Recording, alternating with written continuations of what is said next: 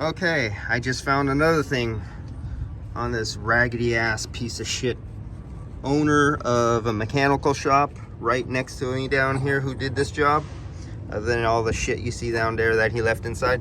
Check this out. I told them they had to replace their receiver dryer. Now they replaced it, but they didn't replace it after I told them they had to replace it. Look inside. I just cleaned off the outside of the glass. That dirty mess you see is on the inside of the glass. That's from the old compressor.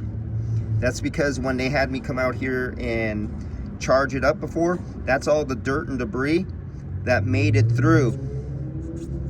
So that's the new receiver, but they didn't replace it after I replaced, you know. There's no freaking, you can't talk to these people. They're just pieces of shit who need to be eliminated. This is fucking beyond disgusting, ripping off customers like this.